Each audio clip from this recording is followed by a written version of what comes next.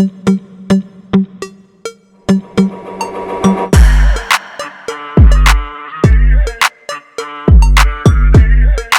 2026 modeli bozorga yangi nafas olib kirgan transport vositasi bo'lib, kundalik sharoitda samarali, qulay va ishonchli ishlashni ta'minlaydi.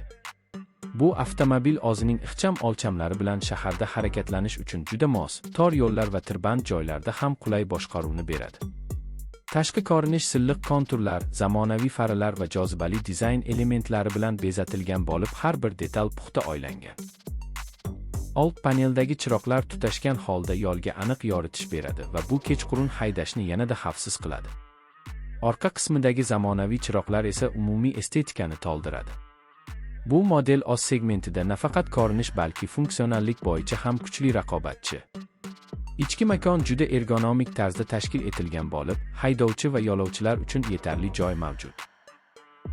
O'rindiqlar qulay va yuqori sifatli materialdan tayyorlangan bo'lib, uzoq safarlar davomida ham charchoqni kamaytiradi.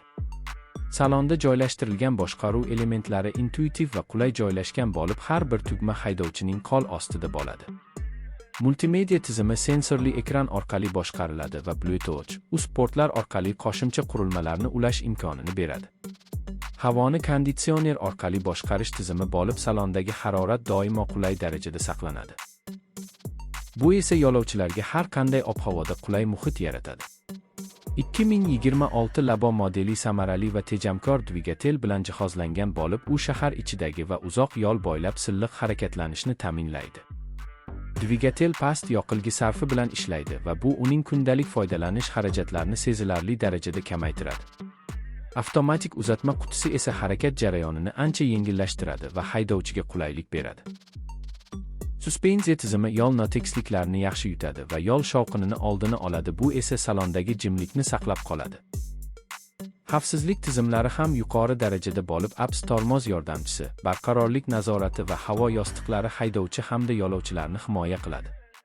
Parkovka datchiklari va orqa kamera to'xtash vaqtida qulaylik yaratadi va xavfsiz to'xtashni ta'minlaydi. Bagaj bo'limi keng bo'lib, har kuni xarid qilingan buyumlar yoki sayohat uchun kerakli jihozlarni sigdira oladi.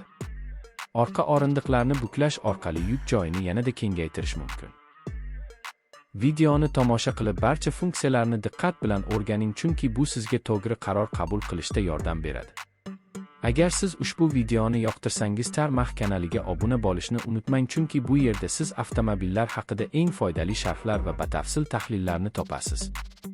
Fikrlaringizni izohlarda qoldiring va qaysi model haqida keyingi videoni ko'rmoqchi ekanligingizni ayting. Rahmat tomoshabinlar, sizning qo'llab-quvvatlashingiz uchun doimo minnatdormiz.